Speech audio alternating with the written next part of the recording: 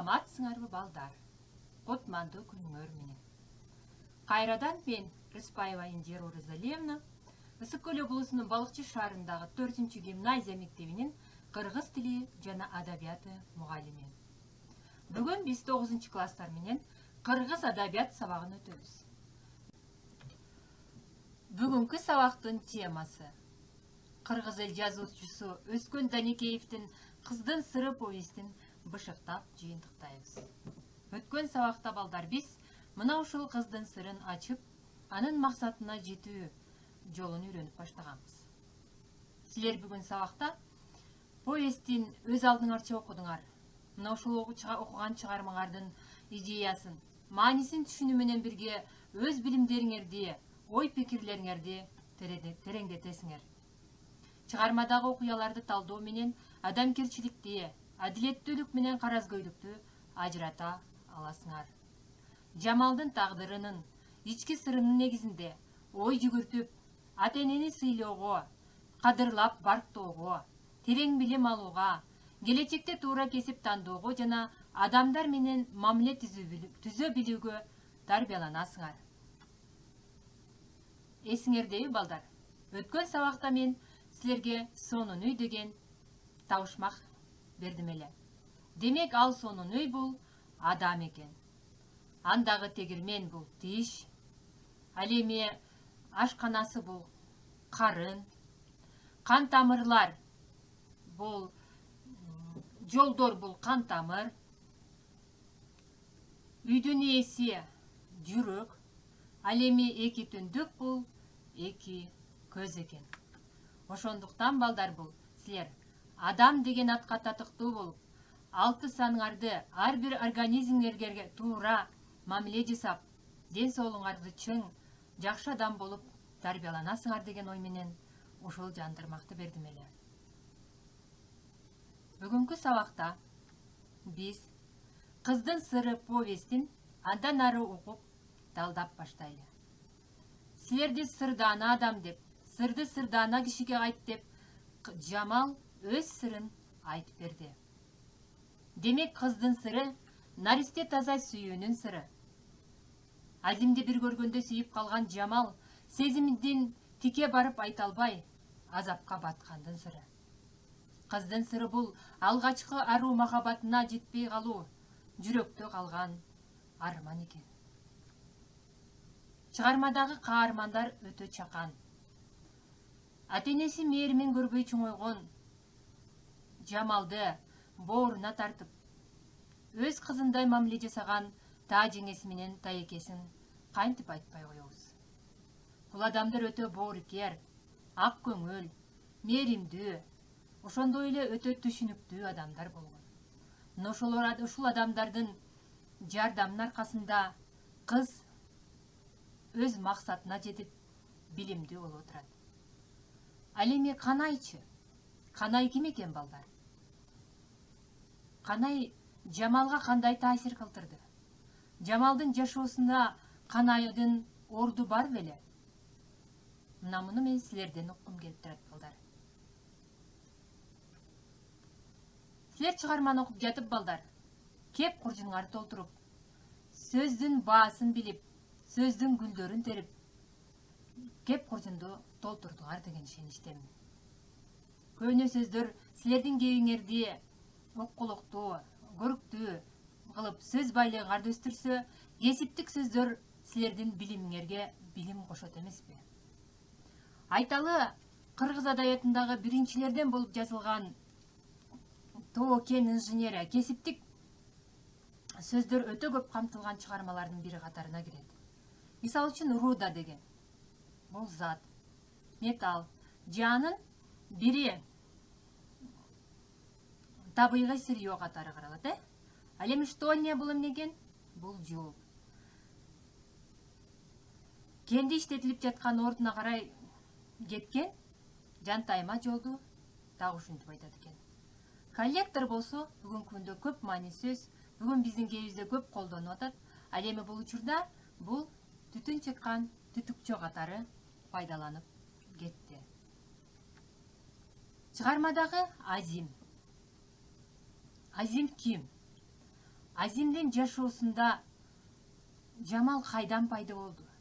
Деги эле Азим кандай адам деген суроонун үстүнө ой жүгүртө турган болсок, эң биринчи бул Жамалдын эң ишенимдүү адамы болду. Ал өтө жоопкерчиликтүү экен.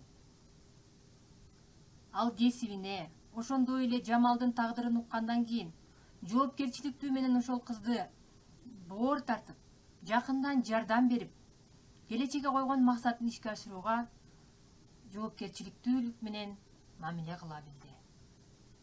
Өтө кыраак адам. Болбосо таекесинкинде жүрүп, анда-санда таекесин тозууга барган кызды байкап, анын тагдырын терең түшүнүп, ага кыраакылык менен мамиле жасап, кыздын багына чалды. Ал жумушта өз ишин мыкты билген адам. Адамкерчиликтүү, ыймандуу, акылдуу. Ошондой эле адам Азим эң кичипейил адам. Мына ушу Азимдикиндей сапаттарды силерде да болушун каалап кетмекчимин балдар. Кыздын сыры адамкерчиликтин, адамдыктын сыры.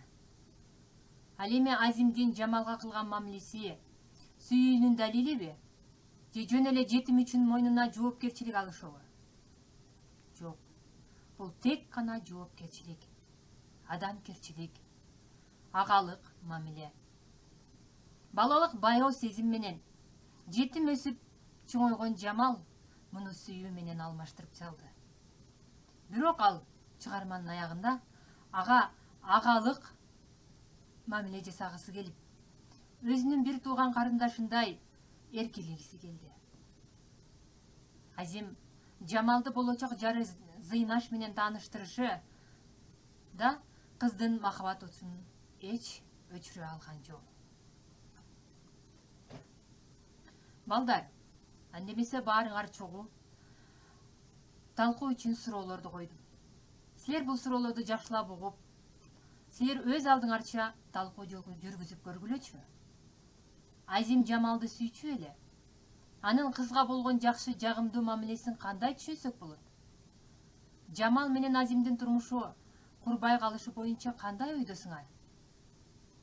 Кыздын сыры повести эгерде бүгүнкү күндө жазылса, кандай жыйынтыкты алар эле? Же сен ушул автордун ордунда болсоң, сен кантип жыйынтыктайт элең ушул чыгарманы? Мына ушундай сыяктуу суроолор менен ой жүгүртүп, балким колуңарга калем алып, өзүңөр да чыгарма жазып көрөсүңөр. Мен буга толук ишенем. Анткени силер 9-класста окуп жатып, көптөгөн чыгармалар менен, көптөгөн каармандар менен таанышып, мыкты чыгармаларды, эсселерди, дил баяндамаларды жазып жүрөсүңөр. Келгиле балдар чогуу, Жамалдын образын анализдеп көрөлү. Жамалдын күчтүү жагы.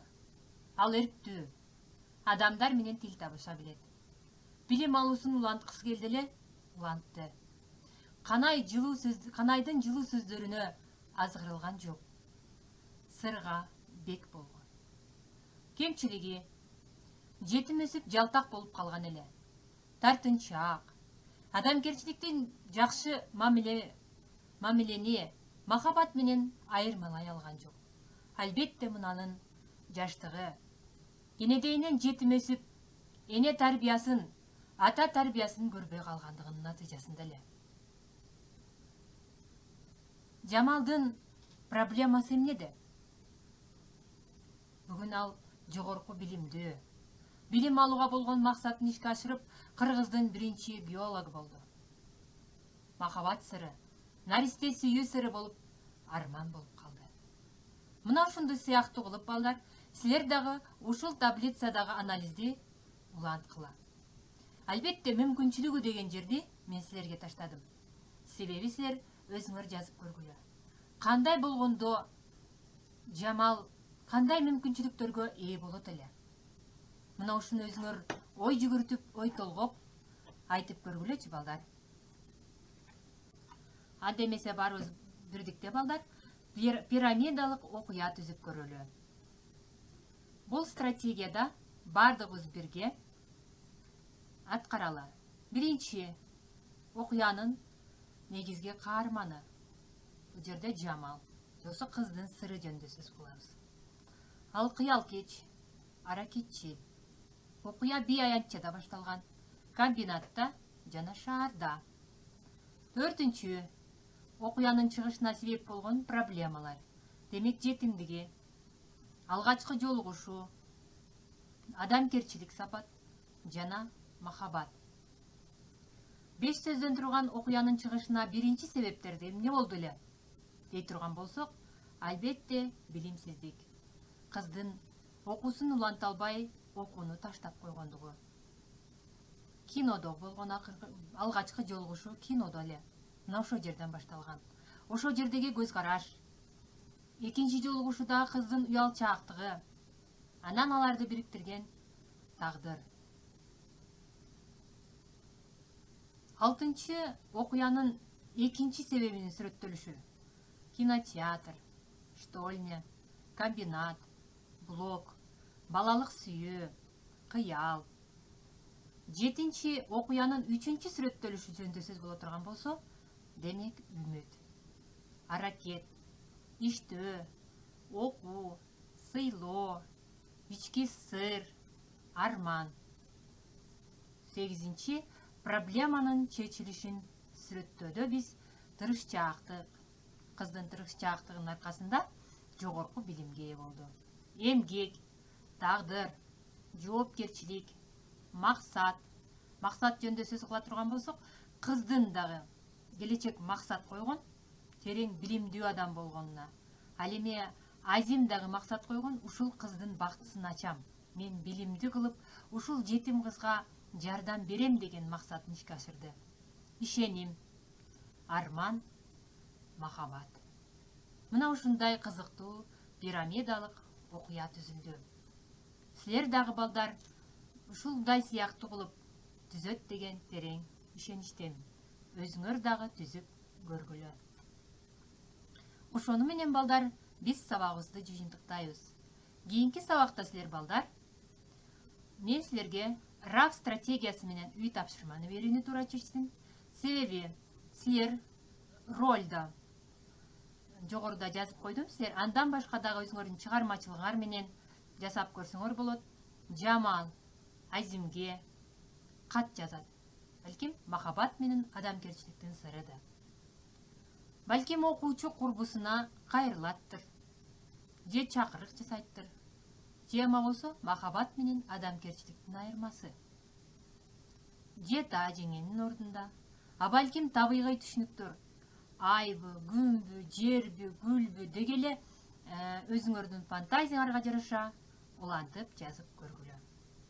Андемесе балдар, көрүшкөнчө саламатта калгыла.